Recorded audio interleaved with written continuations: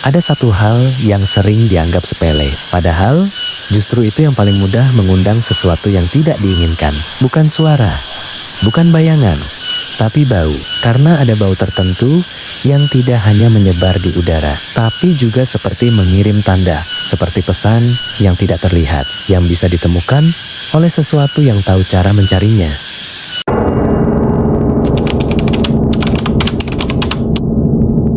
Assalamualaikum warahmatullahi wabarakatuh. Selamat datang kembali di channel Pena Hitam Story. Seperti biasa, di channel ini kita akan membahas cerita horor yang diangkat dari kisah nyata, mitos, dan kejadian yang sulit dijelaskan oleh logika. Dan malam ini aku akan membawa kalian ke sebuah dusun kecil yang masih memegang satu aturan lama. Aturan yang tidak tertulis tapi selalu ditaati, karena mereka tahu apa yang akan terjadi jika aturan itu dilanggar. Tanpa perlu panjang lebar, kita langsung saja masuk ke dalam cerita.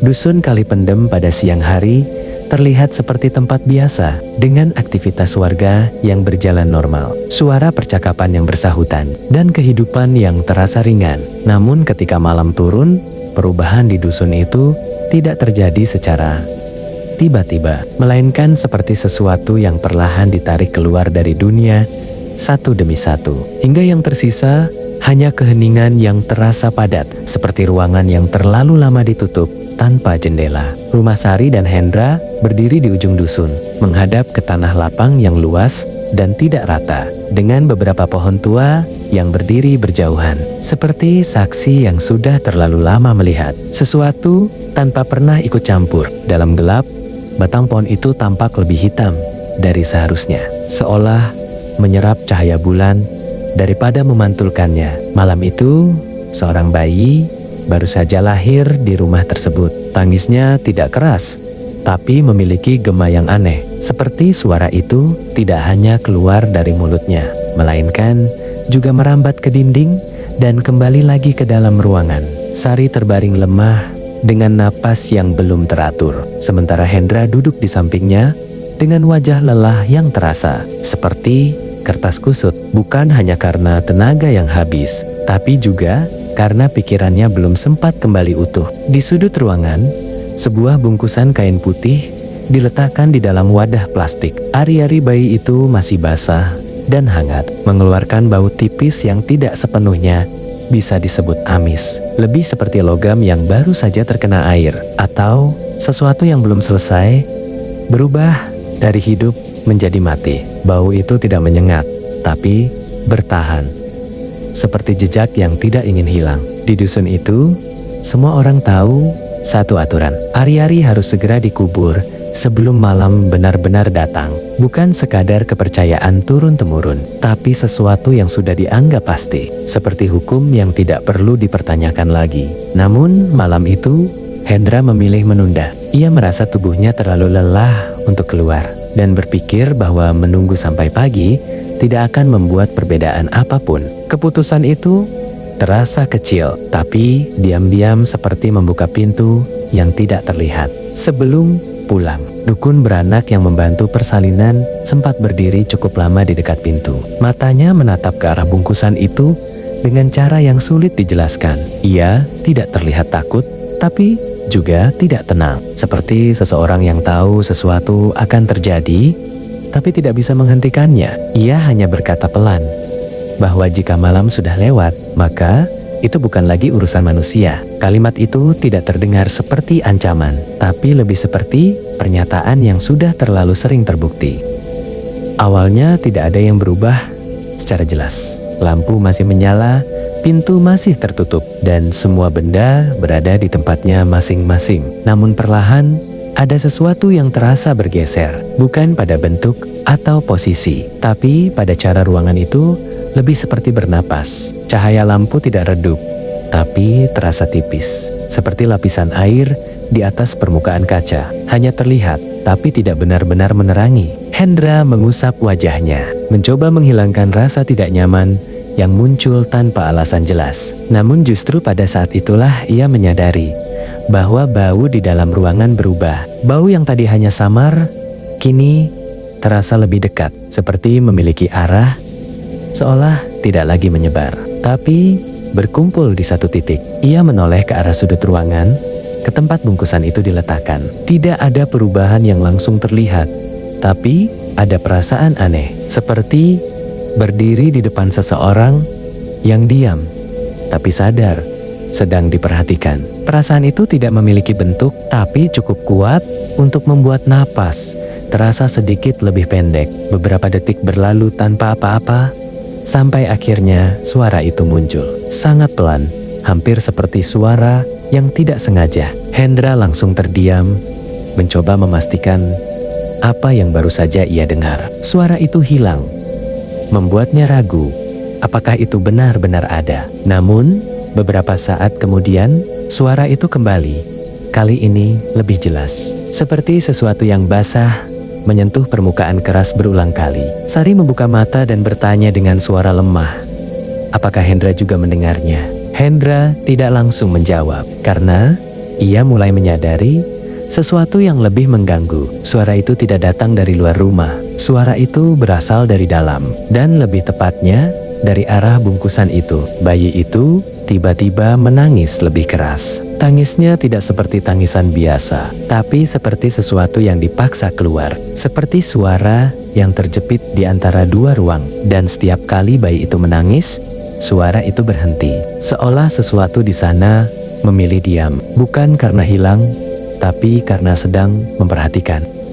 Hendra berdiri dan melangkah mendekati sudut ruangan dengan hati-hati. Setiap langkah terasa seperti menginjak permukaan yang tidak sepenuhnya stabil. Seolah lantai itu memiliki lapisan lain di bawahnya yang ikut bergerak. Semakin dekat, bau itu semakin kuat. Bukan menjadi lebih busuk, tapi lebih nyata. Seperti sesuatu yang akhirnya menemukan bentuknya sendiri. Tangannya terangkat perlahan, ragu untuk menyentuh wadah itu. Tepat sebelum jari-jarinya menyentuh permukaan plastik, suara itu muncul lagi. Kali ini sangat dekat, seperti berada tepat di antara jarak napasnya sendiri. Hendra langsung menarik tangannya. Jantungnya berdetak cepat, seperti palu yang menghantam dari dalam. Ia menunduk dan melihat ke arah bungkusan itu. Kain putihnya tidak lagi terlipat rapi, melainkan sedikit terbuka, cukup untuk memperlihatkan bagian dalamnya. Dan di sana terlihat sesuatu yang membuat pikirannya berhenti sejenak. Ada bekas yang tidak wajar, bukan sobekan atau robekan, tapi seperti sesuatu yang dikikis perlahan, seperti permukaan yang disentuh berulang kali oleh sesuatu yang tidak terburu-buru. Hendra mundur satu langkah, mencoba memahami apa yang ia lihat, tapi pikirannya seperti tidak mampu mengejar kenyataan yang ada di depannya. Pada saat yang sama, dari luar rumah terdengar suara lain. Suara itu tidak keras, tapi jelas, seperti sesuatu yang diseret di atas tanah kering. Suara itu bergerak mengelilingi rumah dengan pola yang teratur, seperti seseorang yang menggambar lingkaran tanpa ingin memutus garisnya. Semakin lama, suara itu terasa semakin dekat. Bukan karena jaraknya berubah, tapi karena pola geraknya semakin rapat, seperti lingkaran yang perlahan mengecil. Setiap putaran membuat rumah itu terasa seperti berada di tengah sesuatu yang sedang menutup. Suara itu akhirnya berhenti tepat di depan pintu. Tidak ada ketukan, tidak ada panggilan, hanya kehadiran yang terasa seperti tekanan, seperti sesuatu yang berdiri sangat dekat tanpa perlu menyentuh. Bayangan muncul di bawah pintu, tidak jelas bentuknya, tapi cukup untuk menunjukkan bahwa ada sesuatu di sana. Di dalam rumah, bau itu berubah lagi. Kali ini lebih tajam, seperti logam yang digores berkali-kali, seolah sesuatu di luar sana semakin yakin dengan apa yang ada di dalam.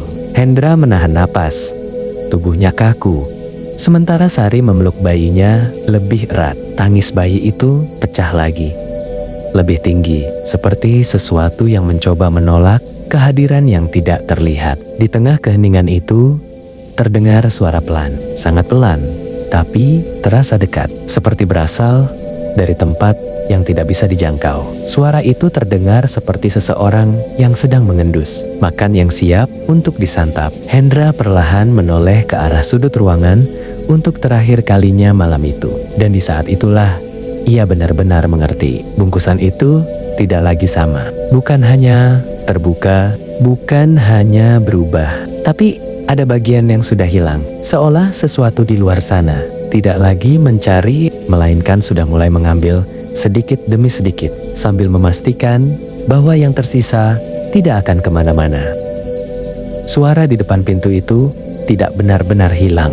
Ia hanya berhenti, seperti sesuatu yang memilih diam, bukan karena pergi, melainkan karena sedang menunggu waktu yang lebih tepat. Hendra masih berdiri di tempatnya. Napasnya tertahan tanpa ia sadari. Sementara pikirannya mencoba mengejar sesuatu yang terus terasa menjauh. Setiap kali ia hampir memahaminya, di dalam ruangan itu, keheningan berubah menjadi sesuatu yang terasa berlapis, seperti kain tebal yang dilipat berkali-kali hingga menutup semua celah udara. Bungkusan kain putih di sudut ruangan itu tetap di sana, tetapi tidak lagi terlihat seperti benda yang ditinggalkan begitu saja. Ada kesan bahwa sesuatu di sekitarnya sedang berputar mengitarinya, bukan secara fisik, melainkan seperti pusat dari perhatian yang tidak terlihat. Kainnya sedikit lebih terbuka dibanding sebelumnya, memperlihatkan bagian dalam yang kini tampak tidak utuh. Bekas kikisan itu semakin jelas, seperti permukaan yang disentuh berulang kali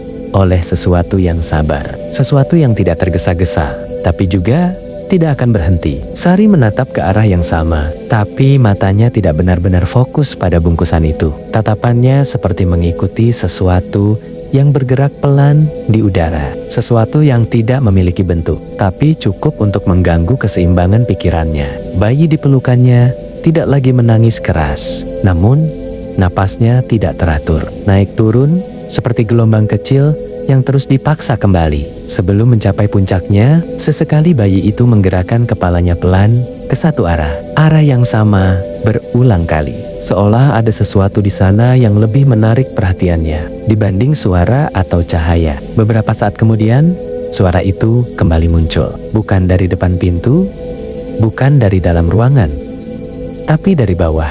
Terdengar pelan, seperti sesuatu yang bergesekan dengan tanah kering, lalu berhenti, lalu bergeser lagi. Hendra langsung menoleh ke bawah, matanya menatap lantai papan yang memisahkan mereka dari tanah di bawah rumah. Suara itu tidak keras, tapi terasa dekat, seperti berada tepat di balik lapisan tipis yang bisa ditembus kapan saja. Ia berjongkok perlahan, mencoba mendengar lebih jelas. Setiap gerakan terasa seperti mengganggu sesuatu yang seharusnya tidak disentuh. Ketika telinganya semakin dekat ke lantai, suara itu berubah. Tidak lagi sekadar gesekan, tapi seperti ada pola, seperti sesuatu yang bergerak mengikuti garis tertentu. Maju sedikit, berhenti, lalu berpindah ke arah lain. Pola itu tidak acak. Pola itu seperti mengitari.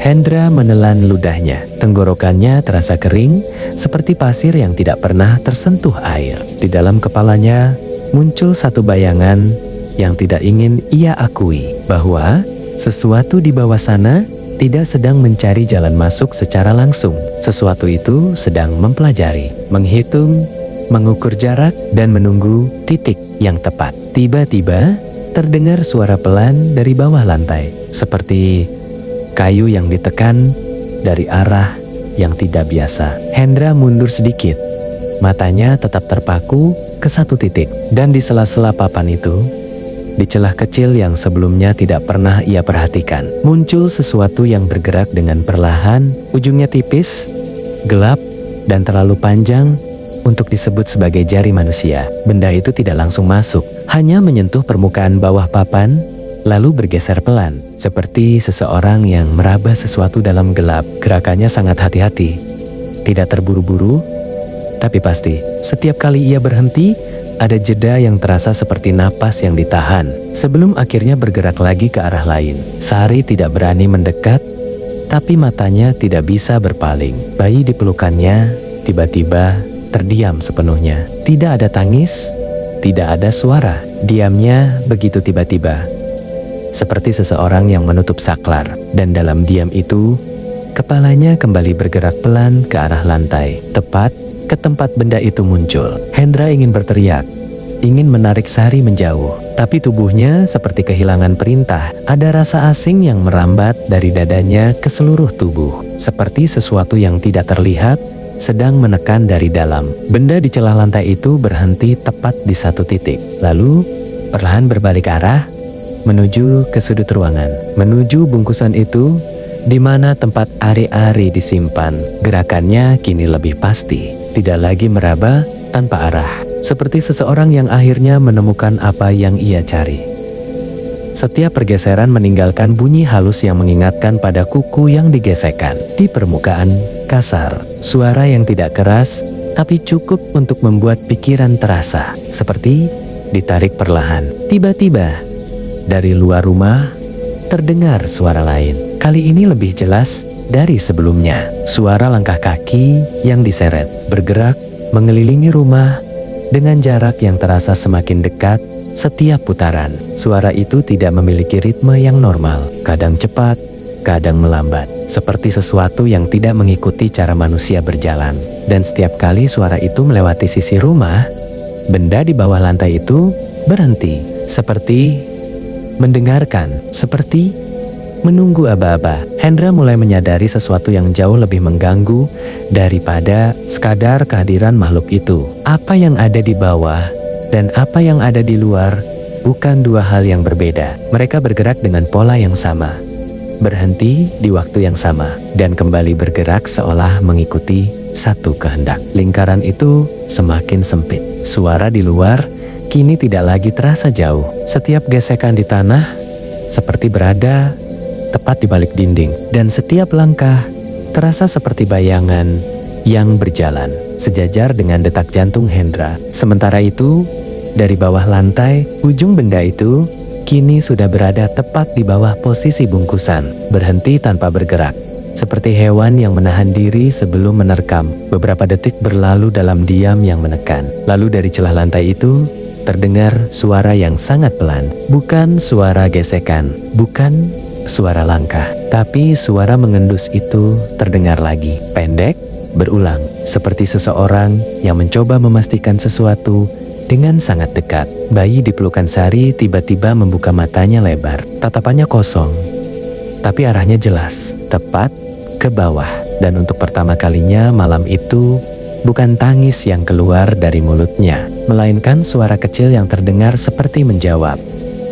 Hendra masih menatap celah lantai itu tanpa berani bergerak, sementara pikirannya mulai terasa seperti benang kusut yang ditarik dari banyak arah sekaligus. Benda yang menyerupai ujung jari itu masih berada di bawah bungkusan, tidak lagi meraba, tapi diam dalam posisi yang sangat tepat, seolah sudah yakin bahwa apa yang ia cari memang berada di sana. Diamnya bukan berarti tidak bergerak, melainkan seperti ketenangan sebelum sesuatu dilakukan dengan sangat pasti. Dalam diam itu, justru terasa ada tekanan yang semakin besar, seperti udara yang ditahan di dalam ruangan tertutup tanpa ventilasi. Di luar rumah, suara langkah itu kembali terdengar.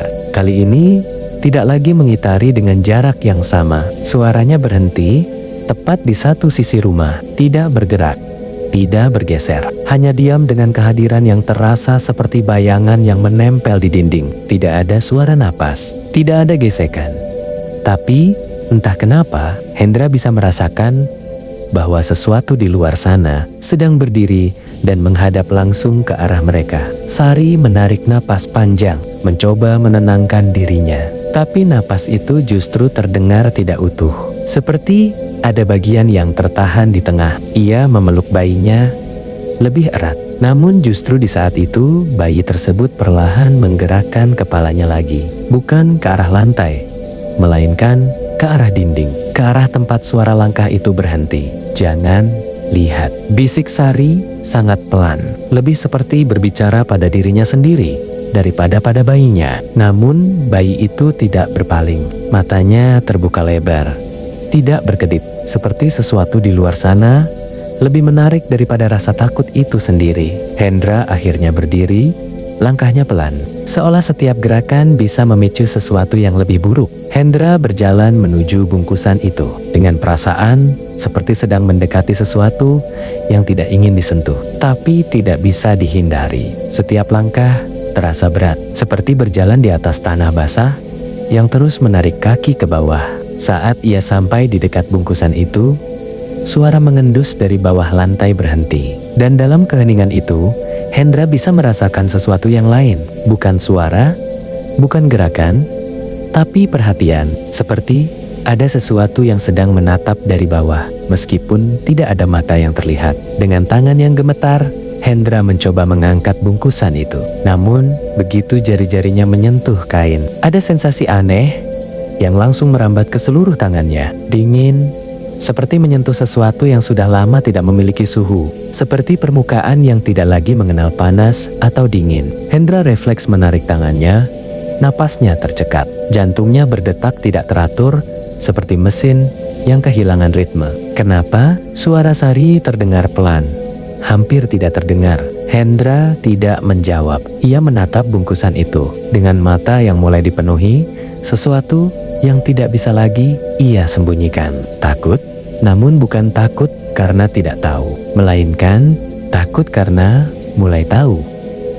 Hendra mencoba lagi, kali ini dengan lebih cepat. Langsung mengangkat bungkusan itu sebelum pikirannya sempat menghentikannya. Dan di saat itulah ia menyadari sesuatu yang membuat perutnya terasa kosong seketika. Beratnya berubah, lebih ringan, tidak banyak, tapi cukup untuk terasa. Seperti sesuatu yang seharusnya ada di dalamnya sudah tidak lagi utuh. Sari menutup mulutnya, matanya membesar, napasnya mulai tidak teratur. Ia tidak perlu melihat langsung untuk mengerti apa yang sedang terjadi. Perasaan itu sudah cukup jelas, seperti luka yang tidak terlihat tapi terus terasa. Tiba-tiba dari luar terdengar suara baru. Bukan langkah, bukan gesekan, tapi sesuatu yang lebih dekat dengan suara basah.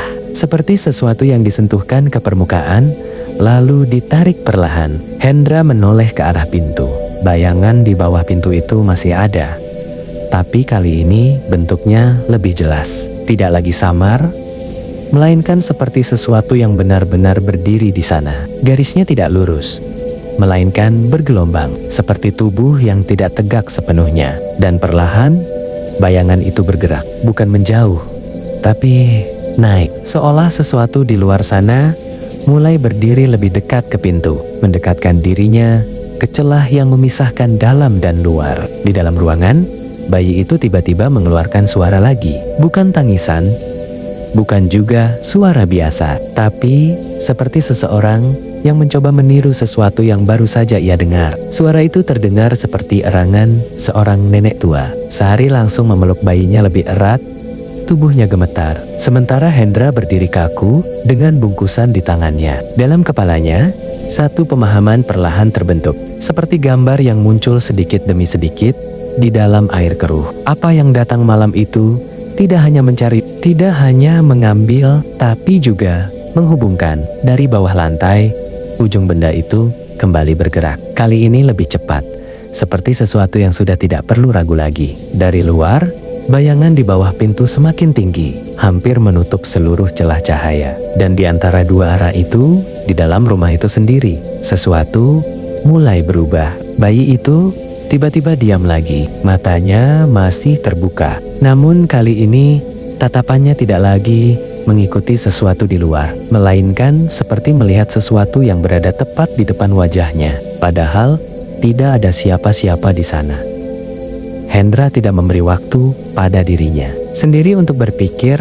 Setelah menyadari berat bungkusan itu sudah berubah, rasa takut yang tadi memenuhi kepalanya kini seperti dipaksa mundur oleh satu dorongan yang jauh lebih kasar, yaitu keinginan untuk menyelamatkan apa yang masih tersisa. Sebelum semuanya benar-benar hilang, tangannya menggenggam bungkusan itu dengan kuat. Jari-jarinya menekan kain, seolah bisa menghentikan sesuatu yang sudah mulai berkurang dari dalamnya. Sari hanya bisa menatap dari dalam, matanya basah, tapi tidak menangis. Seperti rasa takutnya sudah melewati tahap air mata dan berubah menjadi sesuatu yang lebih sunyi. Bayi di pelukannya bergerak pelan, bukan memberontak, tapi seperti mengikuti irama yang tidak berasal dari tubuhnya sendiri. Suaranya keluar lagi, pelan, berat, seperti suara yang datang dari tempat yang lebih dalam dari paru-paru. Hendra melangkah menuju pintu dan membukanya tanpa ragu. Begitu pintu terbuka,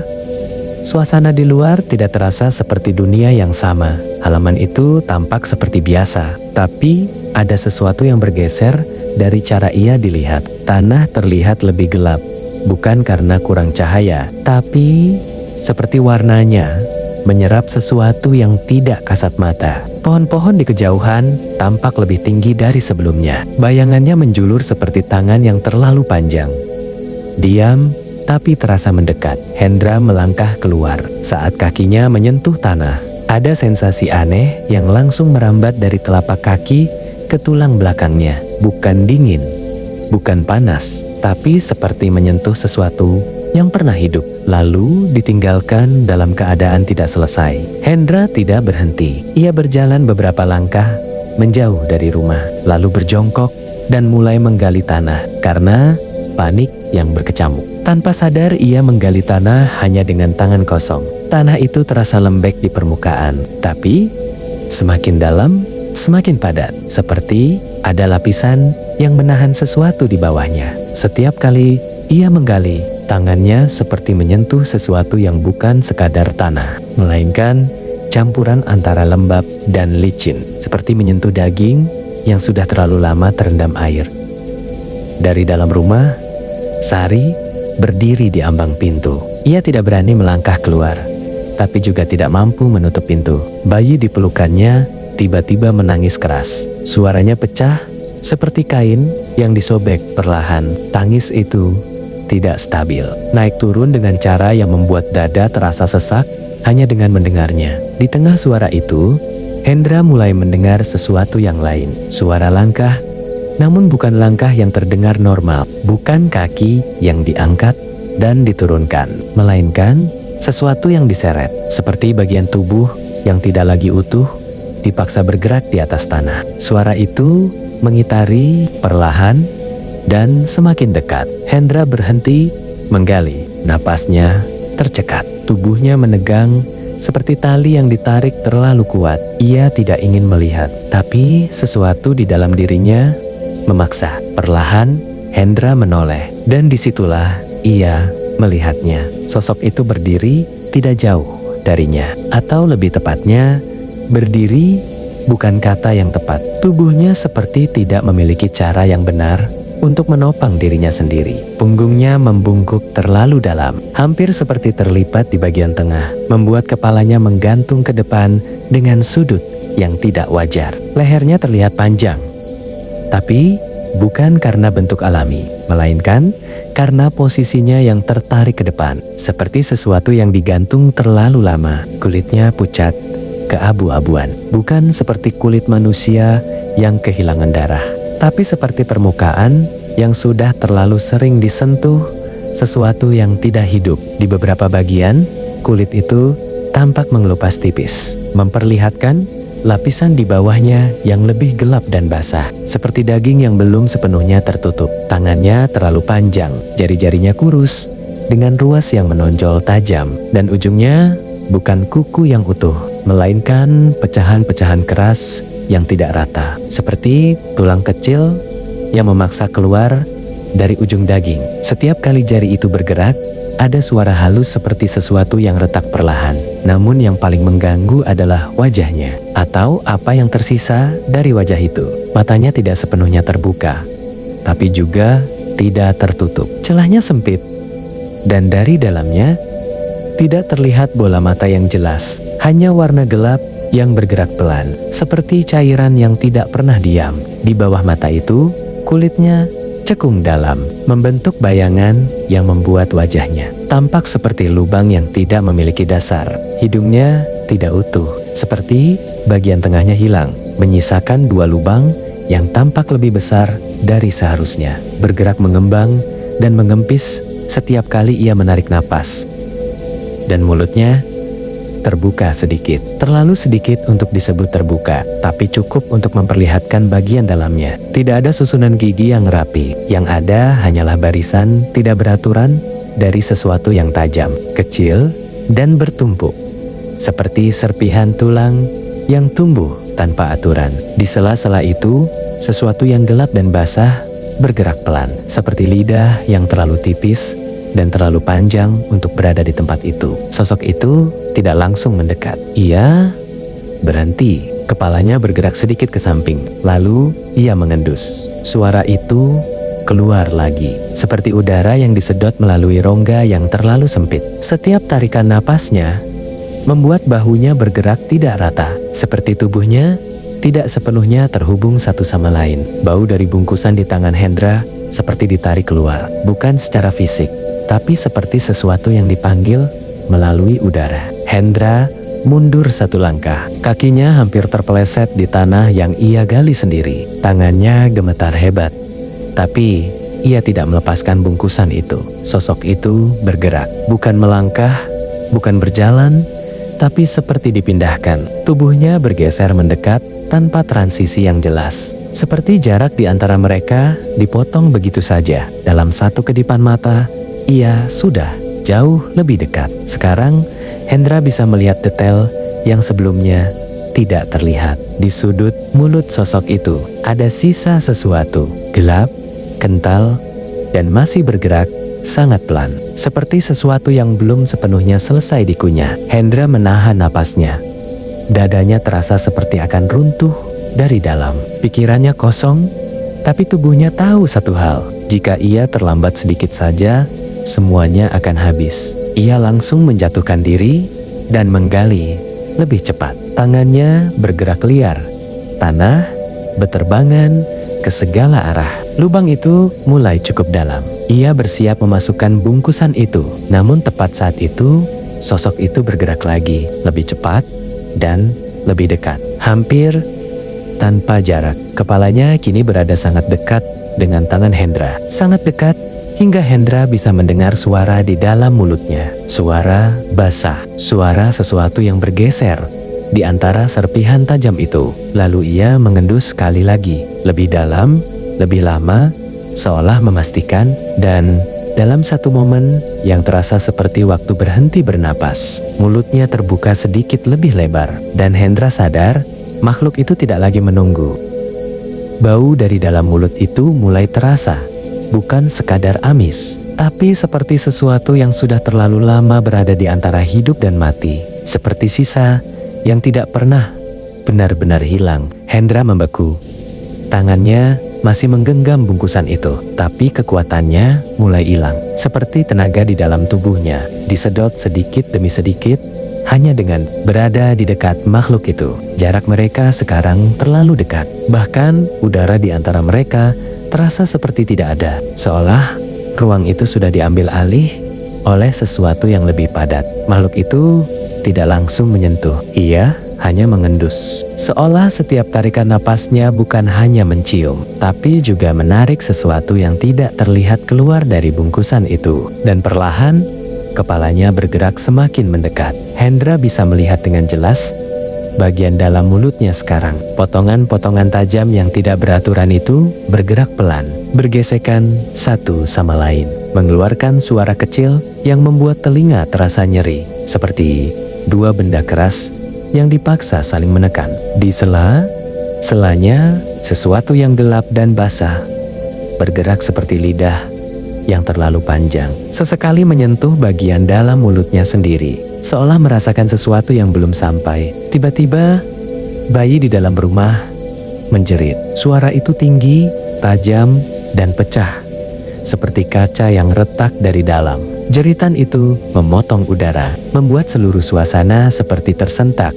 Dalam satu waktu, makhluk itu berhenti. Kepalanya langsung miring ke arah sumber suara. Gerakannya tidak lambat, tidak juga cepat, tapi terasa seperti berpindah tanpa waktu. Dalam satu detik, perhatiannya sudah tidak lagi pada bungkusan di tangan Hendra, melainkan ke arah bayi itu. Kesempatan itu hanya ada satu. Hendra tidak berpikir lagi. Dengan sisa tenaga yang ada, ia langsung memasukkan bungkusan itu ke dalam lubang yang sudah ia gali. Tangannya bergerak cepat menutup tanah, mendorong, menekan, meratakan, tanpa peduli apakah itu cukup dalam atau tidak. Yang penting, sesuatu itu harus tertutup. Setiap genggaman tanah terasa seperti menahan sesuatu agar tidak keluar lagi. Setiap tekanan, tangannya seperti mencoba mengunci sesuatu di bawah sana. Di belakangnya, ia bisa merasakan pergerakan makhluk itu lagi, seperti sesuatu yang baru saja menyadari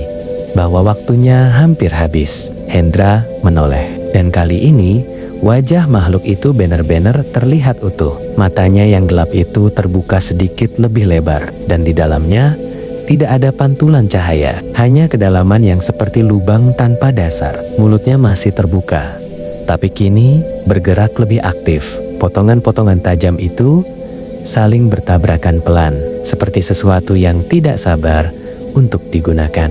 Dan dari tenggorokannya keluar suara, bukan suara manusia, bukan juga suara hewan, tapi sesuatu di antaranya. Suara itu seperti mencoba membentuk sesuatu, tapi tidak pernah berhasil menjadi kata yang utuh. Hendra mundur perlahan, napasnya tersengal, tubuhnya gemetar.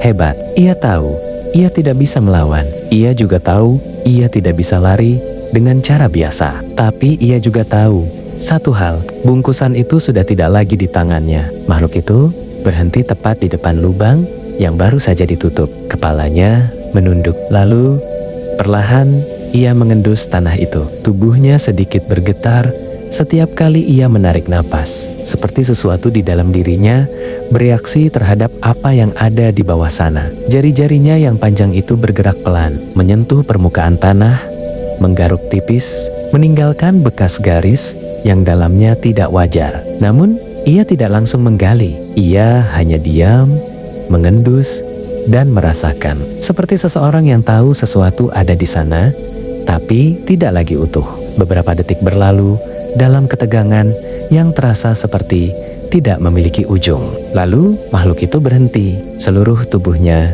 diam, tidak bergerak sama sekali. Seperti sesuatu yang baru saja menyadari satu hal yang tidak ia sukai. Perlahan, kepalanya terangkat. Dan untuk pertama kalinya, ia tidak menghadap ke tanah, tidak juga ke bungkusan yang sudah dikubur, melainkan ke arah rumah, ke arah Sari, ke arah bayi itu. Hendra merasakan sesuatu di dalam dadanya runtuh. Pemahaman itu datang tanpa perlu dijelaskan. Jika yang di tanah tidak lagi cukup, maka yang tersisa adalah sumbernya. Di ambang pintu, Sari berdiri membeku, memeluk bayinya erat. Bayi itu tidak menangis lagi, tidak bersuara. Matanya terbuka, menatap lurus ke arah makhluk itu. Dan perlahan sudut bibirnya bergerak. Bukan tersenyum, bukan juga menangis, tapi seperti meniru sesuatu yang tidak seharusnya ia tahu. Di luar,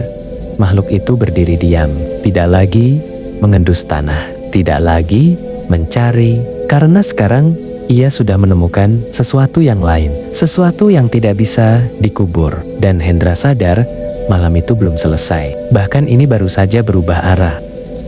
Makhluk itu tidak bergerak menuju tanah lagi. Ia juga tidak mencoba menggali. Seluruh perhatiannya kini tertuju ke arah rumah, ke arah Sari yang berdiri di ambang pintu dengan bayi di pelukannya. Cara kepalanya miring perlahan ke satu sisi, membuat lehernya terlihat semakin panjang dan tidak wajar, seperti sesuatu yang dipaksa mengikuti arah yang tidak seharusnya. Lubang hidungnya mengembang dan mengempis lebih cepat, seolah bau yang tadi terpusat di tanah kini berpindah, atau mungkin memang sejak awal tidak pernah benar-benar terpisah. Hendra berdiri beberapa langkah di depan lubang yang baru saja ia tutup. Tangannya masih kotor oleh tanah, napasnya belum stabil, tapi pikirannya sudah mulai dipenuhi satu hal yang jauh lebih menakutkan daripada apapun yang ia lihat sebelumnya. Jika makhluk itu berhenti mencari di tanah, maka yang tersisa hanya satu kemungkinan. Ia perlahan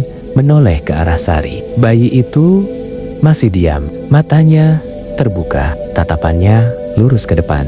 Dan yang membuat Hendra merasa seperti jatuh ke dalam ruang kosong yang tidak memiliki dasar adalah bayi itu tidak terlihat ketakutan. Justru sebaliknya, tatapannya terlalu tenang, seperti seseorang yang sedang melihat sesuatu yang sudah dikenalnya. Makhluk itu bergerak, bukan ke arah tanah, tapi ke arah rumah. Gerakannya masih sama, tidak berjalan seperti manusia, melainkan seperti jarak yang terpotong sedikit demi sedikit. Dalam satu momen ia terlihat jauh, di momen berikutnya ia sudah jauh lebih dekat. Setiap perpindahannya terasa seperti ada bagian dari waktu yang hilang, seperti ingatan yang terpotong tanpa disadari. Hendra langsung bergerak. Ia berlari menuju pintu. Langkahnya berat, napasnya tersengal, tapi ada dorongan yang tidak memberinya pilihan lain. Tanah di bawah kakinya terasa seperti tidak stabil, seperti setiap pijakan bisa berubah kapan saja. Tapi ia tidak berhenti. Sementara itu, Sari mundur perlahan ke dalam rumah. Tangannya memeluk bayinya lebih erat. Namun, bayi itu tidak bereaksi seperti sebelumnya. Ia hanya diam dan terus menatap ke arah makhluk itu. Seolah ada sesuatu yang lebih kuat dari rasa takut. Seolah ada sesuatu yang sedang menarik. Makhluk itu kini berada tepat di depan pintu. Jaraknya hanya beberapa langkah dari ambang. Tubuhnya membungkuk, kepalanya maju ke depan, dan mulutnya terbuka sedikit lebih lebar. Dari dalamnya keluar suara yang sama. Suara basah yang terasa seperti berasal dari dalam sesuatu yang tidak pernah benar-benar kering.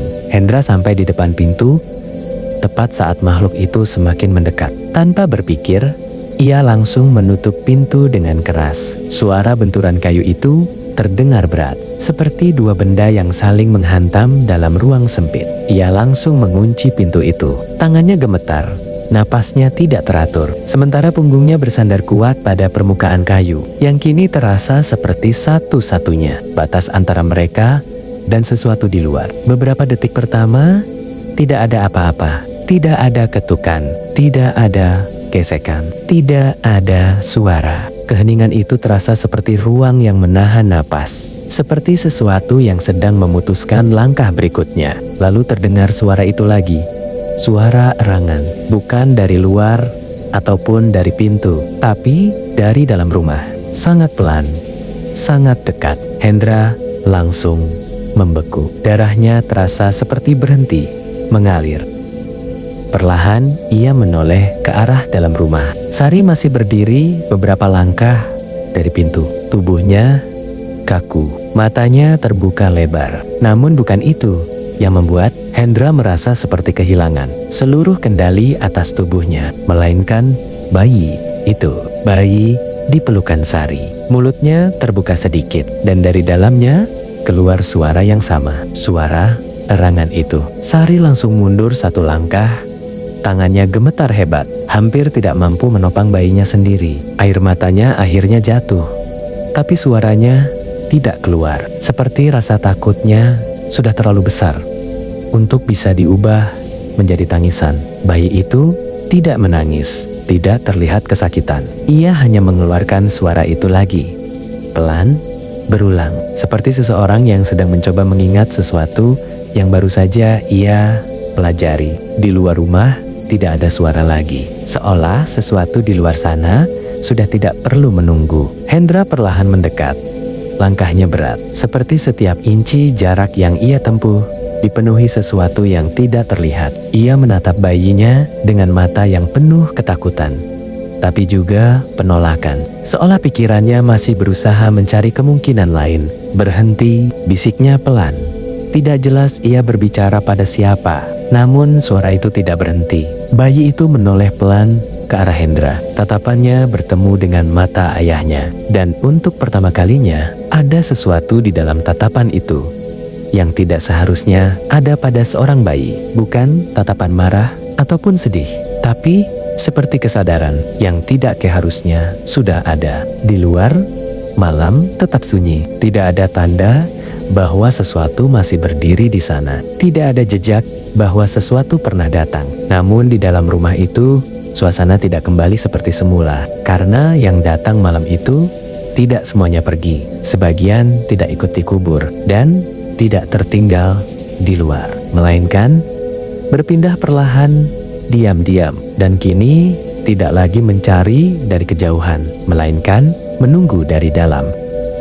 Setelah malam itu berlalu, rumah itu tidak pernah benar-benar kembali seperti semula. Tidak ada lagi suara gaduh, tidak ada lagi sosok yang terlihat mengitari halaman, dan tidak ada lagi bekas tanah yang tergores. Tapi justru itulah yang membuat semuanya terasa lebih ganjil, seperti sesuatu yang sudah selesai, tapi belum benar-benar pergi. Bayi itu tetap hidup, bernapas, dan tumbuh seperti anak pada umumnya. Namun sejak hari itu, ada sesuatu yang berubah secara perlahan. Tangisannya tidak lagi seperti bayi lain. Terkadang terdengar terlalu dalam, seolah berasal dari dada yang lebih tua dari tubuhnya sendiri. Dan kadang berhenti begitu saja, lalu berganti gumaman halus yang membuat bulu kuduk meremang, seperti ia mendengar suara yang seharusnya tidak diketahui manusia. Orang-orang di rumah mulai menghindari pembicaraan tentang malam itu. Mereka berharap dengan diam semuanya akan hilang. Namun kenangan itu tetap menempel, seperti bayangan yang tidak pernah bisa dihapus, mengikuti setiap langkah, setiap sudut, dan setiap keheningan malam. Beberapa hari kemudian, saat halaman dibersihkan, terlihat bekas cekungan kecil di tanah dekat tempat ari-ari sempat disimpan. Bentuknya aneh, terlalu panjang, terlalu kurus untuk manusia biasa, seolah tanah itu pernah disentuh oleh Nini Rarah sendiri. Sejak saat itu, ibu bayi itu sering merasakan perasaan aneh di malam hari. Saat lampu dipadamkan, dia merasa ada yang mengawasi, berdiri dekat tempat tidurnya, menatap tanpa suara, tanpa napas, tanpa gerakan.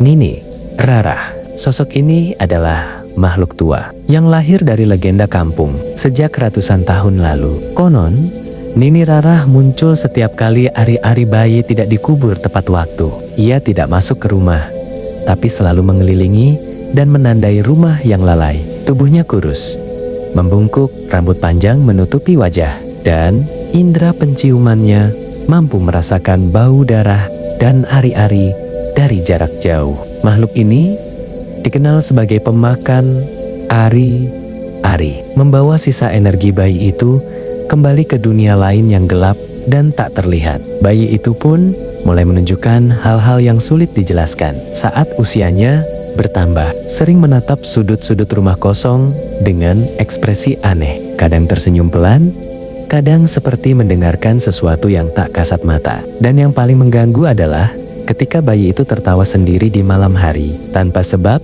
suaranya terlalu berat untuk ukuran anak kecil. Seolah dua suara hidup bersamaan dalam satu tubuh. Orang-orang kampung mulai berbisik lagi, menyebut nama Nini Rarah dengan takut. Mereka percaya malam itu bukanlah akhir, melainkan awal dari sesuatu yang lebih panjang. Sesuatu yang tidak selesai hanya karena ari-ari sudah dikubur. Dari semua tanda yang tersisa, yang paling menakutkan bukanlah bekas tanah atau bayangan di jendela, melainkan perasaan bahwa Nini Rarah tidak benar-benar pergi. Terkadang yang diambil bukan hanya sesuatu yang bisa digenggam, tapi juga sesuatu yang tumbuh dan tinggal diam bersama waktu. Jika suatu malam terdengar tangisan bayi yang terlalu dalam, terlalu pelan, atau justru terlalu tenang, mungkin itu bukan sekadar tangisan biasa. Itu adalah jejak Nini Rarah, sisa dari makhluk yang datang ketika aturan dilanggar, sesuatu yang tidak masuk ke dalam rumah sepenuhnya, tapi meninggalkan bagian dirinya, menunggu, diam, dan perlahan menjadi bagian dari kehidupan yang tidak pernah bersih dari bayangannya. Selesai. Oke, itulah kisah tentang Nini Rarah, makhluk malam yang selalu mengintai ari-ari bayi yang terlambat dikubur. Semoga cerita ini menjadi pengingat kita semua bahwa ada hal-hal yang sebaiknya tidak dilanggar, karena konsekuensinya bisa lebih dari yang kita bayangkan. Jangan lupa untuk tetap waspada dan menghormati tradisi, karena kadang yang tidak terlihat justru paling dekat dengan kita. Sampai jumpa di cerita horor berikutnya. Saya pamit undur diri. Wassalamualaikum warahmatullahi wabarakatuh.